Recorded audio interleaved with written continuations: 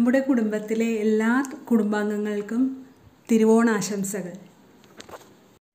Hi friends, Vinees വേൾഡിലേക്ക് എല്ലാവർക്കും സ്വാഗതം. ഈ ചാനൽ ആരെങ്കിലും സബ്സ്ക്രൈബ് ചെയ്യാതെങ്കിൽ ഒന്ന് സബ്സ്ക്രൈബ് ചെയ്ത് ബെൽ ബട്ടണും കൂടി എനാബിൾ ചെയ്ത് തൊട്ടടുത്ത് കാണുന്ന ഓൾ എന്നുള്ളതും കൂടി എനാബിൾ ആക്കണേ. എന്നാൽ മാത്രമേ ഞാൻ ഡെയിലി അപ്ലോഡ് ചെയ്യുന്ന വീഡിയോസിന്റെ നോട്ടിഫിക്കേഷൻ നിങ്ങൾക്ക് കറക്റ്റായി ലഭിക്കുകയുള്ളൂ. ഞാനിപ്പോൾ ഇവിടെ ഉണ്ടാക്കുന്നത് പാലടയാണ്. ഗോതമ്പിന്റെ പാലട മിക്സ്, ഇൻസ്റ്റന്റ് പാലടയാണ്. അപ്പോൾ ഒരു 30 മിനിറ്റ് കൊണ്ട് ഉണ്ടാക്കാമെന്നാണ് അവർ പറയണത്. ഇനി ഈ പാക്കിന്റെ നെറ്റ് വെയിറ്റ് എന്ന് പറയുന്നത് 200 ഗ്രാമാണ്. 200 ഗ്രാം അടയും പഞ്ചസാരയും കൂടിയാണ് ഉള്ളത്. ഒരു ഗ്ലാസ് വെള്ളം അടുപ്പത്ത് വെച്ചിട്ട് അതിലേക്ക് നമ്മൾ ഈ അടയും പഞ്ചസാരയും കൂടി ഇട്ട് കൊടുക്കുവാണ്. ആ മിക്സ് അങ്ങനെ തന്നെ ഇട്ട് കൊടുക്കുവാണ്. അതിലേക്ക് 1/2 ലിറ്റർ പാലും കൂടി ഒഴിച്ചു കൊടുക്കുന്നുണ്ട്.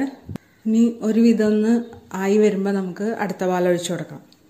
ഇടക്കിടക്ക് ഇളക്കി കൊടുത്തോണ്ടിരിക്കണം, അല്ലെങ്കിൽ അടി പിടിച്ചു പോകും. കാരണം അടയിട്ടിട്ടുണ്ടല്ലോ. ഇപ്പോൾ ഉരുളിയിലൊക്കെ ഉണ്ടാക്കണമെങ്കിൽ എല്ലാ പാലും കൂടി ഒരുമിച്ച് അങ്ങോട്ട് ഒഴിച്ചു കൊടുക്കായിരുന്നു. ഞാനിപ്പോൾ ഒരു ചെറിയ പാത്രത്തിൽ ഉണ്ടാക്കണോണ്ട് 1/2 ലിറ്റർ പാൽ ഒഴിച്ചു. പിന്നെ ഇപ്പോൾ അടുത്ത 1/2 ലിറ്റർ ഒഴിച്ചു കൊടുക്കുകയാണ്. നന്നായിട്ട് ഇളക്കി കൊടുക്കുക. അട വെന്ത് വരട്ടെ, അതുവരെ നമുക്ക് ഇളക്കി കൊടുത്തോണ്ടിരിക്കാം. പാൽ തിളച്ച് കുറുകി വന്നിട്ടുണ്ട്, അടയും വെന്ത് വന്നിട്ടുണ്ട്. ഇതിപ്പോൾ നല്ല തിക്കായിട്ടുണ്ട്.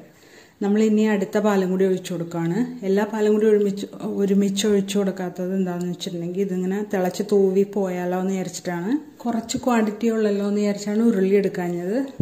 ഇനിയിപ്പോൾ ഇതൊഴിച്ച് കഴിഞ്ഞിട്ട് നന്നായിട്ട് ഇളക്കി കൊടുക്കുക. ഈ പാലും ഒന്ന് വറ്റി വരട്ടെ, അതുവരെ വെയിറ്റ് ചെയ്യാം.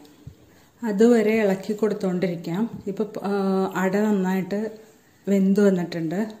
നമ്മളെടുത്തൊന്ന് ഞെക്കി നോക്കുകയാണെങ്കിൽ നന്നായിട്ട് വെന്തിരിക്കുകയാണ്. അത്യാവശ്യം കുറുകിയും വന്നിട്ടുണ്ട്. നമ്മളൊന്ന് ടേസ്റ്റ് ചെയ്ത് നോക്കി. അപ്പം മധുരം കുറച്ച് കുറവുണ്ട്. അപ്പം നമ്മളൊരു 4 ടേബിൾ സ്പൂൺ പഞ്ചസാര ഇട്ട് കൊടുക്കുവാണ്. ഇനി ചില ആൾക്കാർക്ക് മധുരം വളരെ കുറവ് മതിയാവും. അങ്ങനെയുള്ളവർ ഇതിട്ട് കൊടുക്കേണ്ട ആവശ്യമില്ല. തീരെ കുറവായതുകൊണ്ടാണ് ഞാൻ ഈ പഞ്ചസാര ഇട്ട് കൊടുക്കുന്നത്.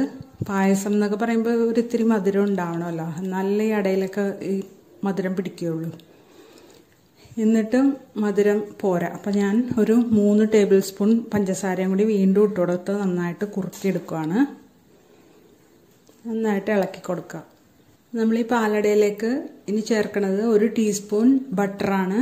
ഉപ്പില്ലാത്ത ബട്ടറാണ് ഇതിന് വേണ്ടത്. ഇതിപ്പോൾ എല്ലാവരുടെയും വീട്ടിലുണ്ടാവില്ലല്ലോ, അപ്പോൾ ഇട്ടില്ലേലും കുഴപ്പമില്ല. അല്ലെങ്കിൽ 1 ടീസ്പൂൺ നെയ്യ് ഒഴിച്ചു കൊടുത്താലും മതി. പാലടയ്ക്ക് നമ്മൾ ഏലക്ക പൊടിച്ചോ അല്ലെങ്കിൽ നട്ട്സ് വറുത്തൊന്നും ഇടൂല. ഈ ബട്ടർ മാത്രമേ ഇട്ട് കൊടുക്കുള്ളൂ. ഈ ബട്ടർ ഒന്ന് നന്നായിട്ട് മെൽറ്റായി വരട്ടെ, അതുവരെയും ഇളക്കി കൊടുത്തോണ്ടിരിക്കാം. പിന്നെ ഈ പായസം ടേസ്റ്റ് ചെയ്തപ്പോൾ അതിൻ്റെ ഒരു ഡ്രോബാക്ക് ആയിട്ട് എനിക്ക് തോന്നിയത് എന്താണെന്ന് വെച്ചിട്ടുണ്ടെങ്കിൽ അതിൽ ഇവർ വാനില എസൻസ് ഇട്ടിട്ടുണ്ട്, ഈ കമ്പനിക്കാർ. അത് പക്ഷേ പായസത്തിൽ നമ്മൾ ഇടാത്തൊരു സാധനമാണ്. ഇപ്പോൾ ഇത് തണുപ്പിച്ച ഐസ്ക്രീം പോലെയൊക്കെ കഴിക്കുകയാണെങ്കിൽ ഓക്കെ. നന്നായിട്ട് കുറുകി വന്നിട്ടുണ്ട്. നമുക്ക് ഫ്ലെയിം ഓഫ് ചെയ്യാം. ഇപ്പം നമ്മുടെ പാലട ഇവിടെ റെഡി ആയിട്ടുണ്ട്. ഗോതമ്പ് കൊണ്ടുള്ള പാലട നമ്മൾ കഴിച്ചിട്ടുണ്ടാവില്ല എന്ന് എനിക്ക് തോന്നുന്നത്. മൈദ കൊണ്ട് പണ്ട് കഴിച്ചിട്ടുണ്ടാവും. ഇതെല്ലാവരും ട്രൈ ചെയ്ത് നോക്കണം. ഏതൊരു മിക്സ് ആണെങ്കിലും നമ്മൾ ഇതുപോലെ തന്നെയാണ് ചെയ്യേണ്ടത്. ഇഷ്ടമെങ്കിൽ ലൈക്ക് ചെയ്യാനും കമൻറ്റ് ചെയ്യാനും ഷെയർ ചെയ്യാനും മറക്കല്ലേ. സബ്സ്ക്രൈബ് ചെയ്ത് ബെൽ ബട്ടണും കൂടി എനാബിൾ ചെയ്യണേ. Thanks for watching.